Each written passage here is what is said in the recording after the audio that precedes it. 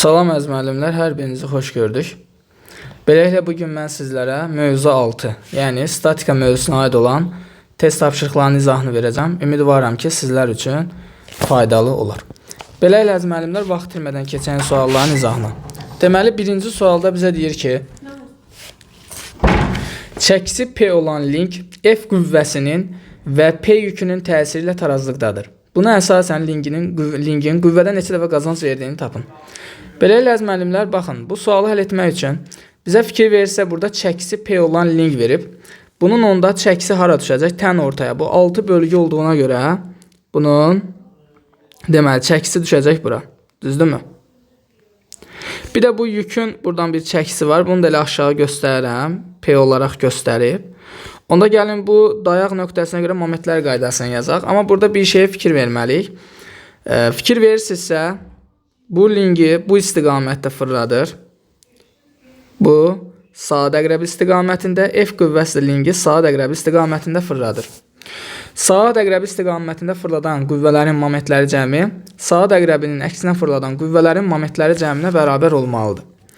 İndi gəlin bu dayaq nöqtəsinə görə momentlər qaydasını yazsaq. Yazıram P vurulsun. Bu P-nin dayağa qədər qolu 2-dir. Yazıram P vur 2 bərabərdir. Deməli, bu P, bunun dayağa qədər qolu 1 bölgüdür. Yazıram P vur 1 üstə gəlinsin. F vurulsun. F-in dayağa qədər qolu isə fikir verirsinizsə, baxın, buradan bura qədərdir. Bu da 4 bölgüdür. Vurulsun 4. Buradan 2P bərabərdir. P üstə gəlinsin 4F. Buradan P bərabər olur 4F-ə. Buradan da biz F-i təyin edəndə alırıq. F bərabərdir P bölünsün 4.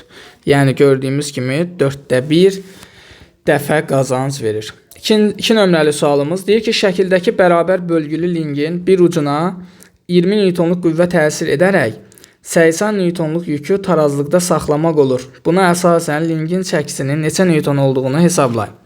Deməli bizə bu F-i 20 Newton olduğunu deyir və fikir verirsinizsə 80 Newtonluq deyir yükü. Yəni bunun bir çəkisi var elə bil ki bu yükün. Bu da 80 Newtondur. Və burada burada biz linkin çəkisini qeyd edirik. Bizdən linkin çəkisini soruşur. Deməli, bu neçə bölgüdür? 1, 2, 3, 4, 5, 6, 7, 8 bölgüdür. Onda bu linkin çəkisi düşəcək tən ortaya. Yəni, 4 bölgü sayırıq. Burada düşür bunun çəkisi. Baxın, bizdən bu P-ni soruşur. İndi əziz müəllimlər, burada fikir verirsinizsə, 20 Newtonla linkin çəkisi, baxın, bu linki saat əqrəbinin əksinə fırladır. Bu 80 Newton isə linki saat əqrəbi istiqamətində fırladır. Yenə də momentlər qaydasını tətbiq etsək, yaza bilərik ki, 20 vurulsun. 20-nin baxın bu dayağa qədər qolu neçə bölgüdür? 2, 4, 6 bölgüdür. Üzərinə gəlinsin. P vurulsun. Bu P-nin dayağa qədər qolu fikir verirsinizsə 2 bölgüdür. Bərabər olmalıdır. 80 vurulsun. Bu 80-ın da bu dayağa qədər qolu fikir verirsinizsə 2 bölgüdür. Vurulsun 2. Buradan deməli 120 üzərinə gəlinsin 2P bərabər olacaqdır 160-a. Buradan 2P bərabərdir 160 çıxılsın 120 40. P-ni də buradan alırıq 20 Newton. Deməli bu linkin çəkisi 20 Newtona bərabərdir. 3 nömrəli sualımız. Çəkisi nəzərə alınmayan bərabər bölgülü linkin tarazlıqda qalması üçün K yükünü hansı nöqtədən asmaq lazımdır? Əziz müəllimlər, baxın, buradan 2M, yəni birlikdə 2M kütləli belə deyək, cisimlər asılıb. Bunun elə birlikdə, bax, bunun ağırlığını göstərsək, bura mg'dir. Bunun da ağırlığını göstərsək, mg'dir. Yəni, aşağı doğru 2mg var. İndi bu dayaq nöqtəsinə görə momentlər qaydasını yazaq.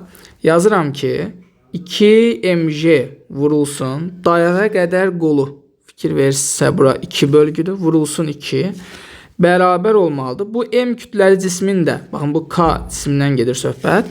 Bunun da ağırlığı mg'dir. Amma hardan asılmağımı bilmirəm. Yəni, hardan asım bilmirəm. Ona görə bunun dayaqda olan məsafəsinə bir x deyirəm. Düzdürmü? Onda buradan alırıq ki, 4mg bərabərdir mg x-a. Mg'lər gedir, x-a alıram 4. Bu 4 nə deməkdir? Bu 4 dayaq nöqtəsindən, yəni dayaqdan sağ tərəfə doğru 4 bölgü saymalıyıq. Deməli 1, 2, 3, 4 hara düşür? 3 nöqtəsinə düşür. Yəni doğru cavabımız burada olacaqdır. Deməli 3 nöqtəsi, yəni C variantı. Belə də təyin edə bilərik əziz müəllimlər şifahi olaraq. Fikir verirsə bu yan tərəfin momenti, yəni sol tərəfin momenti 2 mj vurulsun 2-dən 4 mj-dir.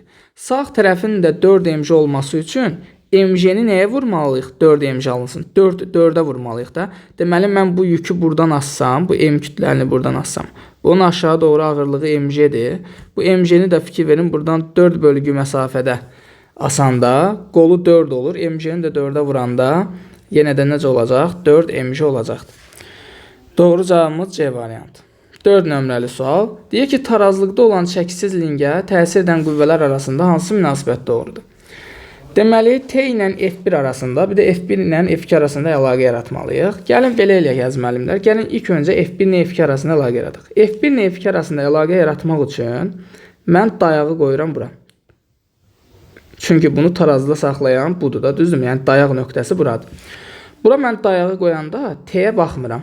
Bu dayaq nöqtəsinə görə momentlər qaydasını yazıram. Yazıram ki, F1 vurulsun. F1-in dayağa qədər qolu neçə bölgüdür? 1, 2, 3, 4, 5, 6 bölgüdür. Vur 6 bərabər olmalıdır. F2 vurulsun. F2-in də dayağa qədər qolu 4 bölgüdür. Buradan da biz deməli 6 ilə 4-ü ixtisarəndə burada 1,5 alırıq. Yəni gördüyümüz kimi burada F2 nəyə bərabərdir? F2 1,5 F1-ə bərabərdir. F1 ilə F2 arasında əlaqə yaratdıq. Deməli belə variantımız A-da yoxdur, C-də yoxdur, D-də yoxdur. Amma B ilə Y variantlarında var. İndi gəlin T ilə F1 arasında əlaqə yaradaq. T ilə F1 arasında əlaqəni yaradanda mənə F2 lazım deyil. Ona görə dayağı ikinci halda gətirib F2-nin üzərinə qoyuram və F2-nin üzərinə qoyanda buradan artıq F2 getmiş olur. İndi bu dayaq nöqtəsinə görə yenə də momentlər qaydasını yazsam, yazıram ki, F1 vurulsun. F1-in buradan bura qədər dayağa qədər qolu neçə bölgüdür? 2, 4, 6, 8, 10-dur. Vur 10 bərabər olacaqdır. T vurulsun. T-nin də dayağa qədər qolu deməli nə qədərdir? 4-dür. Buradan da 10 ilə 4-ü ixtisarləndə 2,5 qalır. Gördüyümüz kimi buradan ipdəki gərinmə qüvvəsi 2,5 F1-ə bərabər olur. Burada belə olmalıdır. Deməli, doğru cavabımız B variantı olmuş olacaq. 5 nömrəli sual. Kütləsi 6 kiloqram olan bir cins çubuq 2 dayaq üzərindəki şəkildəki kimi tarazlıqdadır. Buna əsasən dayaqların reaksiya qüvvələrinin N1/N2 nisbətini təyin edin. Deməli, əziz müəllimlər, bu bir cins çubuqdur. Bir cins çubuqsa deməli bu çubuğun ağırlığı var. Ağırlığı da düşür ağırlıq mərkəzinə. 2, 4, 6 bölgü olduğundan bunun çəkisi düşəcək bura. Bunun çəkisini buradan qeyd eləyək, ağırlığını qeyd eləyək. Deməli, mj olaraq qeyd eləyirəm. İndi əziz müəllimlər bizdən N1 bölünsün N2 nisbətini soruşur. Əgər məndən N1 böl N2 nisbətini soruşursa, onda mənə bu çubuğun ağırlığı lazım deyil. Ona görə mən avtomatik olaraq gətirib dayağı qoyuram. Bax, bu mj-nin yerinə. Bunun yerinə qoyanda buradan nə baş vermiş olur? Artıq buradan mj sıfırlanmış olur. Bizə ehtiyac qalmır. Onda bu dayaq nöqtəsinə görə momentlər yazacağıq. İndi burada bir reaksiya qüvvəsi yaranır. Bura M1 deyirəm. Bir də burada bir reaksiya qüvvəsi yaranır. Dayaq tərəfindən yuxarı N2. Onda bu dayaq nöqtəsinə görə momentlər qaydasını yazsaq, gördüyümüz kimi M1-in qolu 1 bölgüdür, N2-nin qolu 2 bölgüdür. Onda yazaram. N1 vur 1 bərabərdir. N2 vurulsun 2-yə. Buradan da M1 nəyə bərabər alınır? 2 N2-yə bərabər alınır. Gətirib burada yerinə yazsaq, M1-in yerinə 2 N2 yazaram, bölünsün N2. N2-lər ixtisar gedir, nisbət bizə 2-ni vermiş olur. Doğru cavabımız D variantı. 6 nömrəli sual. Çəkisi P olan bir cins çubuq şəkildəki sistemdə 90 Newton qüvvənin təsiri ilə tarazlıqdadır. Buna əsasən çubuğun çəkisinin neçə Newton olduğunu hesablayın. Deməli, bu 2, 4, 6 bölgüdür. Yenə də bunun buradan ağırlığını qeyd eləyək. P qədər. Digər tərəfdən əziz müəllimlər, bax, buranı bizə F-i verib 90 Newton. Və yadınızda saxlayırsınız ki, tərpənməz blokda buradakı bucağın önəmi yoxdur. Bura 90-dırsa, eyni ipdə eyni qədər gərilmə qüvvəsi olduğuna görə onda burada 90 Newtona bərabərdir.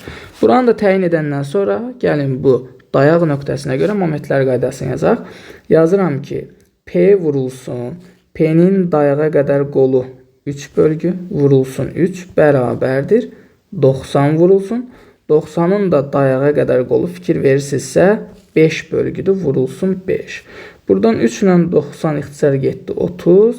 Buradan da P-ni 30 vurulsun 5-dən 150 Newton alırıq. Doğru cavabımız B variantı. 7-ci sual. Verilmiş bloklar sistemi tarazlıqdadır. M2 4 kilogram olarsa M1 üstəgəl M3'ü hesablayın. Deməli, əzməlimlər belə eləyə bilərik. Fikir versə M2 4 kilogramdırsa, deməli bunun ağırlığı nə qədərdir? 40 Newtondur. Bura 40-dırsa, onda bura da 40-dır. Bu 40 2 dənə yerə bölünür. Bura 20, burada nə eləyir? 20. Bura 20-dirsə, avtomatik eyni ipdə eyni qədər gərilmə qüvvəsi də burada 20-dir. Onda deməli burada M1J də nəyə bərabər olmalıdır? 20 Newtona bərabər olmalıdır. Neçə kilogram kütləli cismin ağırlığı 20 Newton olar? 2 kilogram. Deməli biz buradan təyin etdik ki, M1 2 kilogramdır. İndi bura 20-dirsə, avtomatik eyni ipdə eyni qədər gərilmə olduğuna görə burada 20-dir. Onda bura tarazlığın yaranması üçün deməli M3J də nəyə bərabər olmalıdır? 20-yə bərabər olmalıdır. Deməli M3 də nəyə bərabərdir? 2 kilograma bərabərdir. Onda M1 üstəgəl M3 4 kilograma bərabər olacaq. 8 nömrəli sual. O nöqtəsi ətrafında fırlana bilən çəkisi nəzərə alınmayan çubuqdan şəkildəki kimi kütləsi 5 kilogram olan yük asılmış və iplə divara bağlanıb. Sistemin tarazlıqda olduğunu bilərək ipdəki gərilmə qüvvəsini hesablayın. Deməli, əzməlimlər, fırlana bilən çəkisi nəzərə alınmayan çubuq deyir. Yəni, bu çubuğun burada çəkisi yoxdur. Burada bir yük asılıbdır, 5 kilogram kütləli və bunun da aşağı doğru 50 Newton ağırlıq qüvvəsi var. İndi, İşimiz buradakı gərilmə qüvvəsini 2 dənə toplamına ayırmaqdır. Biri şaqülüdür. Buna TY deyirəm. Digəri isə üfüqidir. Burada TX deyirəm. Düzdürmü? İndi buranı fırlanma nöqtəsi qeyd eləsək, bura O nöqtəsidir əslində. Gördüyümüz kimi burada bu gərilmə qüvvəsinin X toplananı hardan keçir? Uzantısı fırlanma mərkəzindən keçir. Əgər qüvvə və onun uzantısı fırlanma mərkəzindən keçərsə, həmin qüvvənin momenti 0 olur demişik. Ona görə burada TX-a ehtiyac qalmır. Çünki bunun momenti nədir? 0 olur. Onda TY avtomatik nəyə bərabər olacaq? T sinüs alifaya bərabər olacaq. Çünki bucaqdan uzaq tərəfdir. Bucağa bitişik tərəf kosinüsdür. Məsələn, burada TX T kosinüs alfa olardı. Çünki bucağa bitişik tərəfdir. Amma TY T sinüs alfadır. Buradan da bunu hesablasaq, bizdən nəyə soruşur? Elə gərilmə qüvvəsini soruşur. Onda bu belə qalsın. İndi nə edə bilərik? Avtomatik olaraq bu fırlanma nöqtəsinə görə momentlər qaydasını yazarıq. Yazıram ki, T sinüs alfa vurulsun. Bunun dayağa qədər qolu 3 bölgüdür. Vurulsun 3 bərabərdir. 50 vurulsun. 50-nin dayağa qədər qolu isə 6 bölgüdür. Vurulsun 6. İndi buradan 3 ilə 6-nı ixtisar eləyəndə burada 2 qalır. Deməli, alırıq ki, T sinus alfa nəyə bərabərdir? 100 Newtona bərabərdir. Buradan da T vurulsun. Sinus alfanın bizə 0.5 verib. Bərabərdir. Deməli, 100-ə. Buradan da biz T-ni alırıq. Deməli, 200 Newton. Doğru cavabımız Y variantı. 8 nömrəli sual. Daha doğrusu 9 nömrəli sual. Çəkiləri nəzərə alınmayan bloklarla qurulan sistem tarazlıqdadır. M yükünün kütləsi neçə kiloqramdır? Deməli, əzməlimlər, fikir verirsinizsə, burada sağ tərəfdən ipin ucuna 400 Newton qüvvə təsir edir. Eyni ipdə eyni qədər gərilmə qüvvəsi olduğuna görə avtomatik olaraq burada 400-dür. Onda burada 400-dür. Avtomatik bura nə olacaq? 800 olacaq. Çünki yuxarı 2 dənə, bu blokun 2 dənə ipi var yuxarı. Və hər birində gərilmə qüvvəsi 400-dür. Yuxarı 800-dürsə, onda bura 800 olmalıdır. Və ipi buradan davam etdirsək, bura 400-dürsə, avtomatik olaraq burada 400 olacaq. İndi baxıram, baxın bu cismə. Bu cismi görürəm ki, 2 dənə ip tarazlı saxlayır. Biri bu ipdir, düzdür? Biri də bu ipdir. Və birində 400 Newton gərilmə qüvvəsi var, birində 800 Newton. Yuxarı onda nə qədərdir? 1200-dür. Aşağı da bu M kütləli cismin ağırlığı var, mg.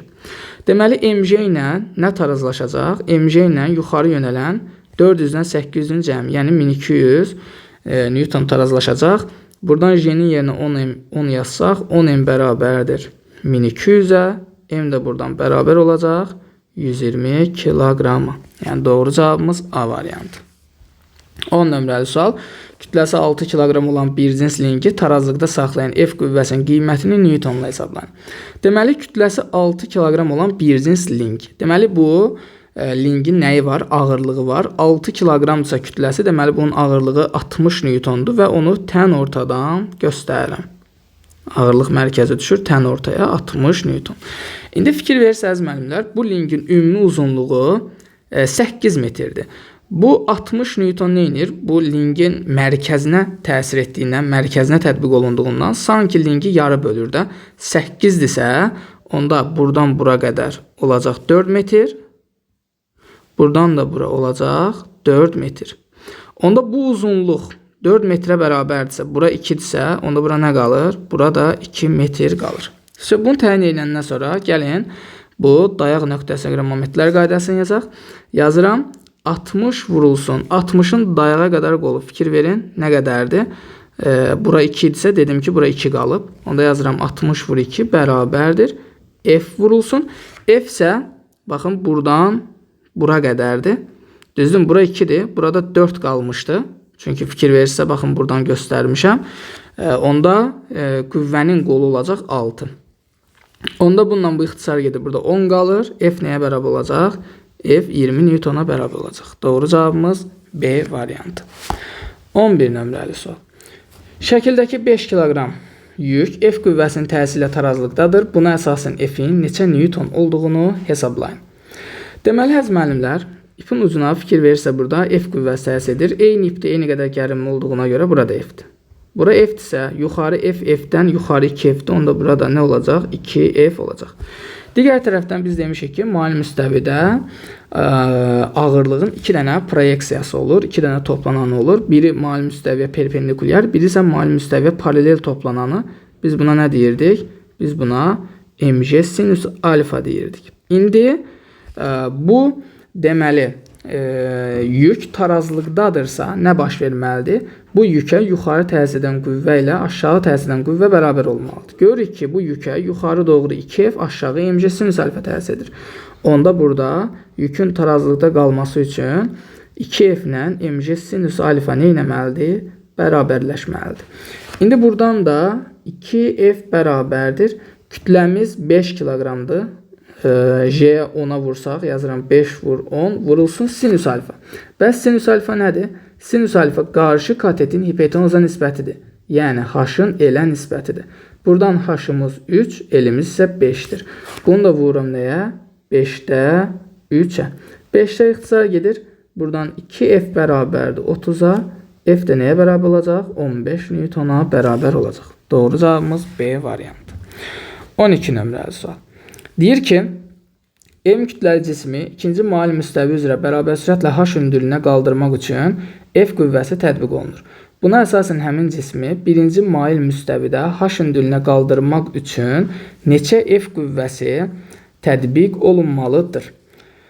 Deməli, ikinci mail müstəvi üzrə bərabər sürətlə H hündürlüyünə qaldıranda F qüvvəsi tətbiq olunur. Yəni burada F təsir edib. İndi bizdən birinci mail müstəvidə H hündürlüyünə qaldırmaq üçün neçə F qüvvəsi tətbiq olunmalıdır deyir.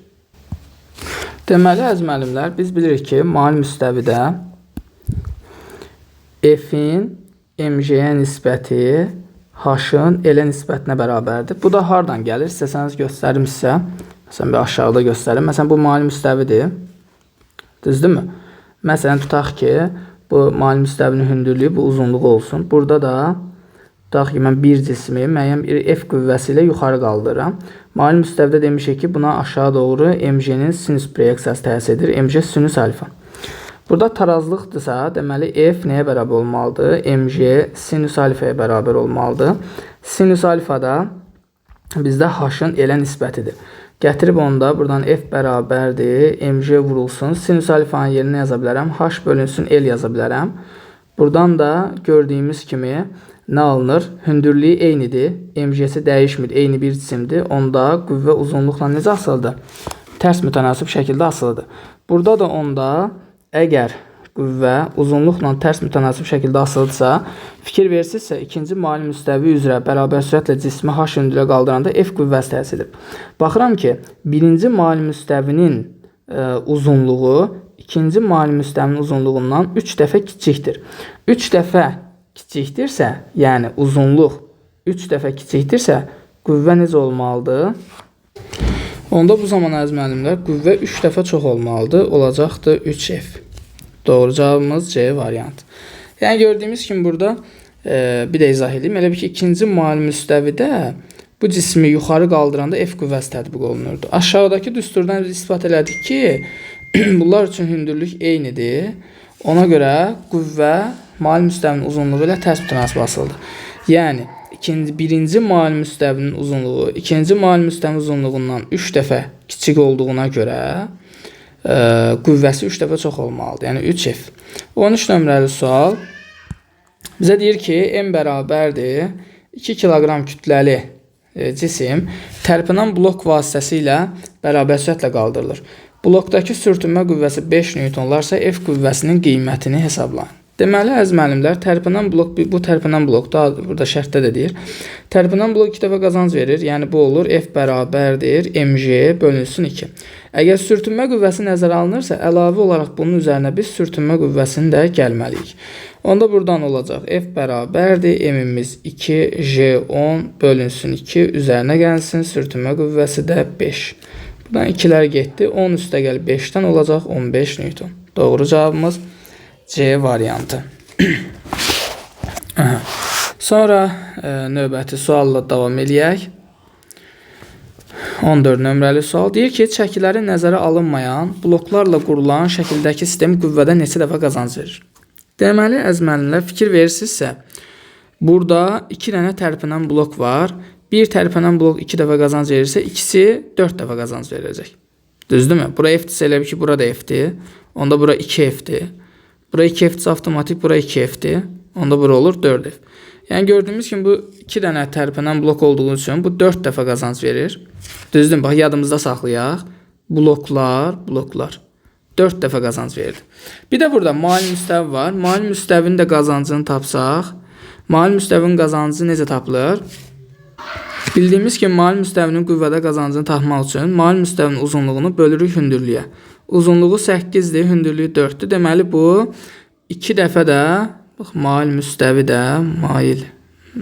də gördüyümüz kimi 2 dəfə qazanc verdi. Onda ümumi qazancı tapmaq üçün biz bir-birinə vururuq. Yəni ümumi qazancı tapsaq 4 vurulsun 2-dən olacaq 8. Yəni doğru cavabımız B variantı. 15 nömrəli sual, yəni yadınızda saxlayırsınız, toplamırsınız, bir-birinə vurursunuz. 15 nömrəli sualda deyir ki, ipdən asılmış çubuğun təsirlə T1 ipində yaranan gərilmə qüvvəsi. Baxın, burada 20 newtondur. Buna əsasən çubuğun çəkisinin neçə newton olduğunu soruşur. Deməli, bu 2, 4, 6, 8, 10 bölgüdür. Onda bunun çəkisi tən ortaya düşəcək. Deməli, 1, 2, 3, 4, 5. Baxın, bura düşür bunun çəkisi. Bizdən çəkini soruşursa, onda bizdə T2'ye ehtiyac yoxdur. Zaten T2'nin də qiymətini verməyib. Ona görə biz nə edək? Dayağı qoyuruq, bax, T2 olan yerə. Avtomatik bunu sıfırlamış oluruq. İndi dayaq nöqtəsinə görə momentlər qaydasını yazırıq. 20 vurulsun. 20'nin dayağa qədər qolu 2, 4, 6 bölgüdür. Bərabərdir. P vurulsun. P'nin dayağa qədər qolu isə 2 bölgüdür. Buradan alırıq ki, 2P bərabərdir 120'yə. Onda buradan çubuğun çəkisi olacaq 60 newton. Doğru cavabımız Y variantı. 16 nömrəli sual. Kütləsi 1 kiloqram olan bir cinslikdən 2 kiloqram və MX kütləsi astıqda tarazlıqda olur. Sapın gərilmə qüvvəsi T neçə newtondur?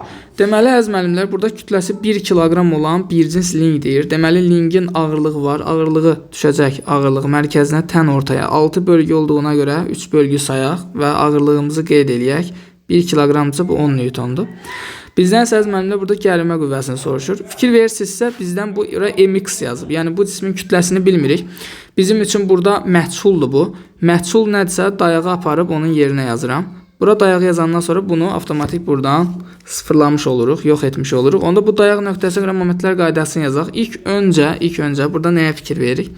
Görürük ki, bu 10 Newtonla bu 2 kiloqramın ağırlığı olan 20 Newton bu lingi saat əqrəbi istiqamətində fırladır. T gərilmə qüvvəsi isə bunu saat əqrəbinin deməli necə fırladacaq? Deməli bu istiqamətdə bunu fırlatmış olacaq. İndi gəlin bu dayaq nöqtəsi görə momentlər qaydasını yazsaq. Yazıram T vurulsun. T'nin dayağa qədər qolu 2 bölgü bərabərdir. 10 vurulsun. 10'un dayağa qədər qolu 3 bölgü üzərinə gəlsin. 20 vurulsun. 20'nin də dayağa qədər qolu 6 bölgü. Deməli buradan 2T bərabərdir. 20 vur 6, 120 üstəgəl 30, 150. Buradan da biz ipdəki gərilmə qüvvəsini 75 Newton olduğunu alırıq. Doğru cavabımız D variantı. 17 nömrəyə sual. Eyni maddədən hazırlanmış 21 cm və 7 cm radiuslu kürələr bir-birinə toxundurulur. Sistemin ağırlıq mərkəzi böyük kürədən neçə santimetr məsafədə alınır? Deməli, əziz müəllimlər, 2 dənə kürədir. Bunlar bir-birinə toxundurulurlar. Bu şəkildə toxundurulur. Deməli, bunların radiusları böyüyünün 21 cm-dir. Bura qeyd eləyək, 21 cm. Bu da nə qədərdir? 7 cm-dir. Bu da olsun 7 cm. 7 cm. Digər tərəfdən əziz müəllimlər, hər bir kürənin aşağı doğru ağırlığı var. Birinci kürənin ağırlığına mən deyirəm M1J.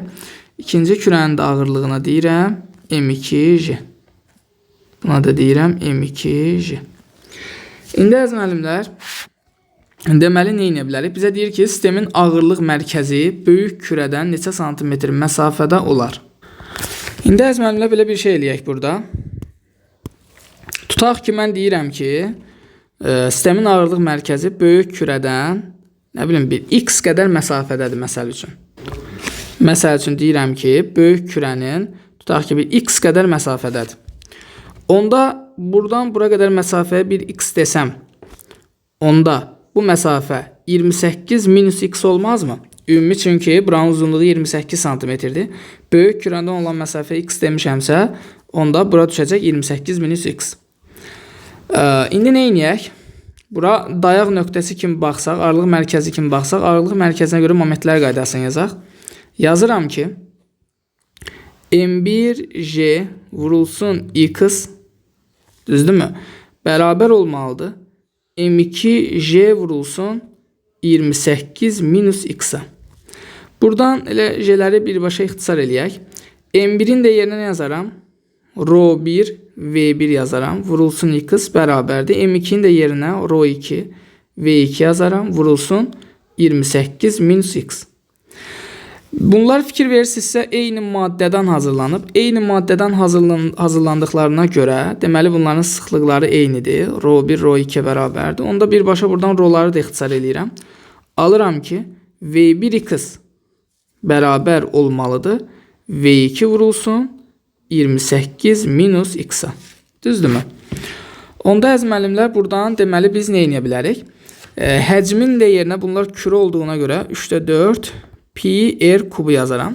3/4 ilə pi ilə işimiz yoxdur. Əsas radiusla əlaqələndirək. Və yaxud istəsəniz birbaşa yazaq. Yazaram ki, V1'in yerinə yazıram 3/4 pi.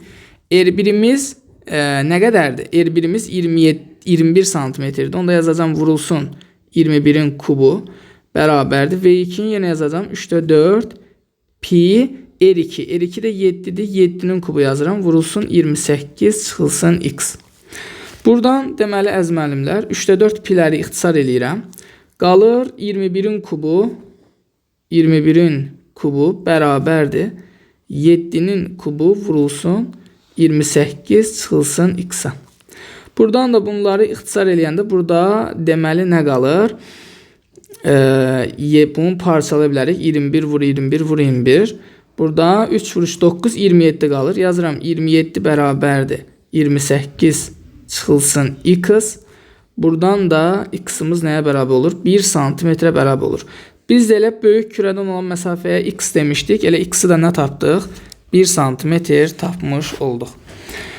18 nömrəli sual. Modulca bərabər qüvvələrin O nöqtəsinə nəzərən qüvvə momentlərinin modulları arasında hansı münasibət doğrudur? Deməli, əziz müəllimlər, baxırıq ki, F2 qüvvəsinin uzantısı, bura fırlanma mərkəzidir. Fırlanma mərkəzindən keçir. Demişik ki, qüvvə və onun uzantısı fırlanma mərkəzindən keçərsə, onun momenti sıfırdır. Deməli, avtomatik olaraq burada M2 sıfır olmalıdır. İndi 1 ilə 3-ü müqayisə eləyəndə, deməli, hər zaman perpendikulyar yönələn qüvvənin modul momenti daha böyük olur. Burada da deməli F1 qüvvəsi perpendikulyar yönəlib, F3 qüvvəsi bucaq altına yönəlib. Perpendikulyar yönələn qüvvənin momenti bucaq altında yönələn qüvvənin momentindən böyük olur. Yəni burada M1 böyük olacaq M3-dən, M2 isə 0-a bərabər olacaq. Belə bir variant C variantına verilib. 19 nömrəli sual. Blokların çəkisi və sürtünmə qüvvələri nəzərə alınmadığı halda ipin ucuna təsir edən F qüvvəsinin neçə P olduğunu təyin edin. Deməli, əziz müəllimlər, ipin ucuna F qüvvəsi təsir edir. Eyni ipdə eyni qədər gərim olduğuna görə burada F-dir. Avtomatik olaraq burada F-dir. Çünki ip dəyişmir. İp dəyişmədiyi müddətcə gərilmə qüvvəsi dəyişməz. Onda avtomatik olaraq burada F-dir. Baxıram bu bloka. Bu bloka yuxarı doğru F, 2F təsir. Onda tarazlığın yaranması üçün burada 2F-ə bərabər olmalıdır. İndi əziz müəllimlər, baxıram, bax bu yükə. Bu yükü görürəm ki, neçə dənə ip saxlayır? Biri bu ipdir, biri bu ipdir, biri də budur. Onda yuxarı doğru neçə F var? Yuxarı doğru 4F var. Deməli, burada P, bunun aşağı doğru çəkisi var da, bu P nəyə bərabərdir? 4F-ə bərabərdir. Buradan da biz F-i tapanda alırıq. P bölünsün 4. Yəni deyir ki, F qüvvəsi neçə P-dir? 4də 1 P-dir. 20 nömrəli sual. Çəkisi nəzərə alınmayan bloklarla qurulan sistem tarazlıqdadır. F-in neçə Newton olduğunu hesabla. İndi əziz müəllimlər, bu sual maraqlıdır. İndi burada bucaq nəzərə alınacaq. Niyə? Deməli, biz bu F qüvvəsini burada nə etməliyik? Toplananlarına ayırmalıyıq. Düzdürmü? Bura olacaq nə qədər? Bura olur FY, bura olur FX. Düzdürmü? Bura FY-dir, burada FX-dir. FX nədir? Elə bucaq tərəfdir. Bizə bu ehtiyac yoxdur zaten burada bizə FX-a. Bizim üçün burada FY lazım. FY-i də tapsaq, FY-imiz olacaq. Buradan göstərirəm. F sinus 53 dərəcə. Bu da bərabərdir. F-imiz bizdən zaten soruşur. Sinus 53-də 0.8 alır. Demək, bura olur 0.8 F. Baxın, bura adı 0.8 F. Bu belə qalsın. Bura F desə, eyni ipdə eyni qədər gərim olduğuna görə burada F-dir. Avtomatik olaraq burada F-dir, burada F-dir. Bu bloka baxanda görürəm yuxarı 2F təsir edir. Onda bura olacaq 2F. İndi baxıram bu 760-a. Bu aşağı doğru bunun ağırlığı 760-dır. Bu cismi hansı iplər tarazda saxlayır? Biri bu ipdir, biri budur, biri də baxın budur. Biri də budur. Onda burada F üstə gəl 2F üstə gəlinsin. 0.8 F bərabər olmalıdır 760-a. Buradan da alırıq ki 3.8 F bərabərdir 760-a. F'imiz də buradan olacaqdır. Deməli 200 Newton. Doğru cavabımız Y variantı. 21 nömrəli sual. Hər bir blokun çəkisi 10 Newtondursa P yükü neçə Newtondur? Deməli, əziz müəllimlər, bunların hər birinin çəkisini aşağı doğru göstərək. Deməli, bu 10 Newtondur. Buradan bir 10 Newtonumuz var. Buradan da bir 10 Newtonumuz var. Bax, bu blokların çəkisidir, düzdürmü? İndi bizdən P yükü neçə Newtondur deyir. Bax, bizdən bunu soruşur. Yadınıza saxlayırsınız ki, əziz müəllimlər, bax, burada tərpənməz blokda blokun çəkisinin önəmi olmur. Əgər bizdən məsələn buranı soruşsa, məsələn buradakı gərilmə qüvvəsini soruşsa, bəli, onda blokun çəkisi bizim üçün lazımdır. Amma burada gəlin məsələn çəkini falan soruşursa yükün çəkisini ehtiyac olmur. Bura 50-dirsə avtomatik, bura da 50-dir. Bura 50-dirsə bura da 50-dir. Fikir verin, 50 bu bloka baxıram. Yuxarı doğru 50-50-dən 100-dür. Aşağıda blokun çəkisi 10 var. Düzdürmü? Aşağıya 100 olması üçün nə çatmır? Deməli, buradakı gərilmə qüvvəsi ipdəki 90-dır. Bu ipdəki gərilmə qüvvəsi 90-dırsa, burada 90-dır. İndi baxıram bura. Yuxarı doğru 90-90-dan 180-dır, düzdürmü? Aşağının da 180 olmalıdır. Blokun çəkisi 10 var. Deməli bu ipdəki gərilmə qüvvəsi nə qədər olmalıdır? 170 olmalıdır. Onda aşağı doğru P ipdəki gərilmə qüvvəsi olan 170 ilə tarazlaşır. Deməli P yükü 170 Newtona bərabərdir. Növbəti sualımız 22 nömrəli sualı deyir ki, dairəvi lövhələrin radiusları R və 2R'dir. K-nın sıxlığı 4ρ, L-in sıxlığı isə ρ-dur. Cisimlərin ağırlıq mərkəzinin harda olduğunu tapın. Deməli, əziz müəllimlər, gəlin ilk öncə bu kürələrin ağırlıqlarını qeyd eləyək. Bu olsun. Deməli, K kürəsi, bu da L kürəsidir. Buna yazıram MKJ, buna da yazıram MLJ. Düzdürmü? Bunları qeyd edəndən sonra indi nə edə bilərik? Məsələn, mən deyirəm ki, bu cisimlərin ağırlıq mərkəzi nə bilim, böyük kürədən hər hansı məsafədədir. Məsələn, bilmirəm hardadır. Bir X məsafəsi deyirəm. Məsəl üçün deyək ki, məsələn, buralarda bir yerdədir. Və yaxud böyük kürədən məsafə deyirəmsə, tutaq ki, olsun buralarda bir yerdə. Düzdürmü? Bilmirəm, yəni haradır. Təqribi qoymuşam. İndi buradan böyük kürədən olan məsafə bir X desəm, ümumi buranın uzunluğu 3R'dir. Onda bura nə qalır? Bura qalır, deməli 3R minus X qalır. Düzdürmü? Belə qalır. İndi nə edə bilərik? İndi deməli nə edə bilərik?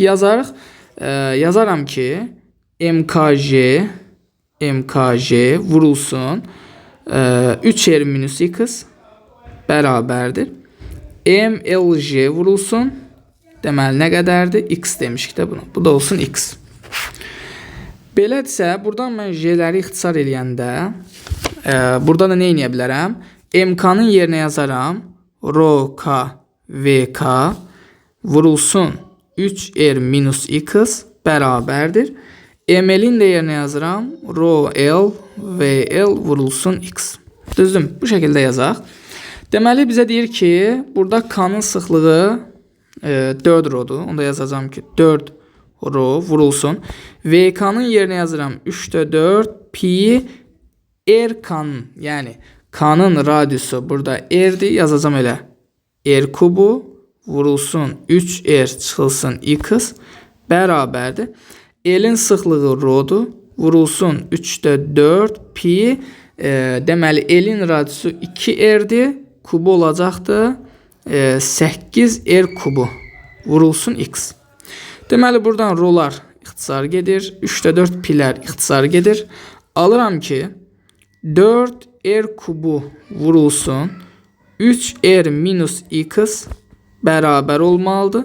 8R kubu vurulsun X-a. Buradan da 4R kubu ilə 8R kubunu ixtisar eləyəndə burada 2 qalır. Onda olur 3R minus X bərabərdir 2X-a. Düzdürmü? Buradan 3X bərabərdir 3R-ə. X-i də alıram R. Deməli, böyük kürədən X qədər məsafə, R qədər məsafədə olmalıdır. Böyük kürədən R qədər məsafə hara düşür?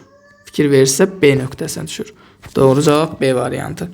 23 nömrəli sual. O nöqtəsinə nəzərən fırlana bilən 8 kiloqram kütləli bir cins çubuğu elastiki yay üfüqi vəziyyətdə tarazda saxlayır. Yayın uzanması 4 cm olarsa yayın sərtliyinin kilonewton bölü metr ilə hesabla. Yayda bilirik ki, bir kx qədər elastik qüvvəsi yaranır. Düzdürmü? Yuxarı doğru. Və bu 8 kiloqram kütləli bir cins çubuqdur. Bir cins çubuğun da ağırlığı düz ağırlıq mərkəzinə tən ortaya düşür. 8 kiloqramın ağırlığı olacaq 80 Newton. İndi mən bu çubuğun uzunluğuna bir X desəm və yaxud bu X-dan qarışmasın, L deyim. Onda bu ağırlıq bu çubuğu yarı bölmürmü? Deməli, L bölü 2 bura düşür. L bölünsün 2 də bura düşür. Yəni, indi bu dayaq nöqtəsi görə momentlər qaydasını yazaq. Yazıram ki, Kx vurulsun. Kx-in bu dayaq nöqtəsinə qədər qolu uzunluğu L bərabərdir. 80 vurulsun. 80-ın dayağı qədər qolu isə L bölü 2-dir. L'lər ixtisar gedir. Buradan Kx-i mən 80 bölünsün 2-dən 40 alıram. Buradan da K-nı tapanda olacaq 40 bölünsün X. Yəni 40 bölünsün 4 santimetrimiz olacaq 0,4 metr. Buradan da 40 bölünsün %4, 4'də 100 deməkdir. Buradan da alıram 1000 Newton bölünsün metr. Bu da bize verir 1 kilo Newton bölünsün metri. Yani doğru cevabımız A variantı. 24 nömrəli sual. Çəkisi 48 Newton olan kürə 80 Newtonluq qüvvənin təsiri ilə tarazlıqdadır. Buna əsasən divarın kürəyə göstərdiyi reaksiya qüvvəsini və ipdəki T gərinmə qüvvəsinin neçə Newton olduğunu hesablayın. Deməli, əziz müəllimlər, burada baxırıq nəyə? Deməli, bizə deyir ki, bu kürənin çəkisi 48 Newtondur. Düz bunun buradan aşağı doğru çəkisini göstərdim. Düzdür mü? 48 Newton. Digər tərəfdən bu ipdəki gərinmə qüvvəsini 2 dənə toplananına ayıram. Biri şaqulidir. Bu olsun TY. Biri də olacaqdır üfüqi. Buna da deyirəm TX. Bura 37 dərəcə qarşılıqlı çarpaz bucaqlar bərabər olduğuna görə avtomatik burada nə olacaq? 37 dərəcə olacaq. Düzdürmü? İndi buradan tarazlıq şərtini hesablaya bilərik. Deməli, ilk öncə ipdəki gərinmə qüvvəsini tapsaq əziz müəllimlər. Burada görürük ki, TY ilə 48 Newton bərabərləşməlidir. Deməli, TY burada 48 Newtona bərabərdir. TY isə bucaqdan uzaq tərəf olduğuna görə T sinus alfaya bərabərdir. Yəni, T sinus 37 dərəcə. Onda buradan yazıram ki, T sinus 37 dərəcə bərabərdir 48-ə. Buradan T vurulsun sinus 37 dərəcə 0.6 bərabərdir 48-ə. T də buradan nə alınır? T də buradan 80 Newton alınır. Demək, gərinmə qüvvəsi 80 Newtona bərabərdir. Bəs reaksiya qüvvəsini necə təyin edə bilərik? Deməli, əzmənlər fikir verirsinizsə, bu 80 Newton bu kürəni bu dayağa sıxır. Dayaq da ona nə edəcək? Bir reaksiya göstərəcək. Düzdürmü? Buradan bir reaksiya göstərəcək. İndi tarazlıq şərtini yazsaq, görürük ki, sola TX-dan N yönəlib, sağa doğru 80 yönəlib. Onda TX üstə gəl N bərabər olmalıdır 80-a. TX dediyimiz isə T kosinus 37 dərəcədir. Çünki bucağa bitişik tərəfdir. Üzərinə gəlsin reaksiya qüvvəsi bərabər olur 80-a. Buradan da gərinmə qüvvəsini biz 80 tapmışıq. 80 vurulsun kosinus 37 bizə verəcək 0.8-i. Üzərinə gəlinsin N bərabərdir 80-a. Buradan 64 üstə gəl N bərabərdir 80. N də buradan nə alınır? 16 Newton alınır. Deməli, reaksiya qüvvəsi 16, gərinmə qüvvəsi 80. Doğru cavab C variantı. Və əziz müəllimlər, sonuncu sualımıza çatdıq. 25 nömrəli sualda deyir ki, F bərabərdir 100 Newton qüvvə tətbiq etməklə kütləsi 15 kiloqram olan yükü tərpənən blok vasitəsilə müəyyən hündürlüyə qaldırırlar. Blokun kütləsi 2 kiloqram olarsa, onunla turos arasındakı sürtünmə qüvvəsini soruşur. İlk öncə bu tərpənən blokdur. MJ bölü 2-dir, yəni 2 dəfə qazanc verir. Amma burada blokun da kütləsi nəzərə alındığına görə mən yazacağım M yük, üzərinə gəlinsin M blok, bölünsün 2, vurulsun J. Sürtünmə qüvvəsi nəzərə alınırsa, əlavə olaraq üzərinə sürtünmə qüvvəsini də gəlirəm. Verilənləri yazaq. Deməli, F-imiz 100. Düzdürmü? Bərabərdir. Yükün kütləsi 15, üzərinə gəl blokun kütləsi 2, vurulsun J 10, bölünsün 2, üzərinə gəlinsin F sürtünmə. Buradan 200 bərabərdir. 15 üstə gəl 2, 17, düzdür, 17-ni vuram ona eləyir 170. Burada 2-yə vuram mənəm özməlimlər. Üzürlü sayın bir anlıq. Deməli, burada aldıq ki, biz 100 bərabərdir. 15-in üstünə 2 gəldim. 17. 17-ni 10-a vurdum. Deməli, nə aldıq? 170. 170-i də 2-yə böləndə eləyir 85. Üzərinə gəl F sürtünmə. Buradan da F sürtünmə bərabərdir 15 Newtona. Doğru cavabımız C variantı. Belə əzməlimlər, statika mövzusuna aid olan testlərin də izahını bitirdim. Ümidvaram ki, izahların hər biri sizlər üçün aydın olmuş olar, faydalı olmuş olar. Bacardığım qədər ətraflı izah eləməyə çalışdım. Əgər mənim gözümdən qaçan nəsə oldusa, nədəsə səhvə yol verdimsə, üzürlü sayarsınız. Belə əziz müəllimlər, inşallah növbəti gündə də növbəti mövzunun izahını paylaşacağam. Çalışacağam günə bir mövzu izahı paylaşım və planlaşdırdığıma görə elə hesablamışam ki, ayın 22 ya 23-ünə bu kitabdakı bütün mövzuların izahları yekunlaşmalıdır. 25-i də imtahan da hər birinizə uğurlar arzu edirəm. Belə əziz müəllimlər, növbəti videolarda görüşənədək özünüzə yaxşı baxın, sağ olun.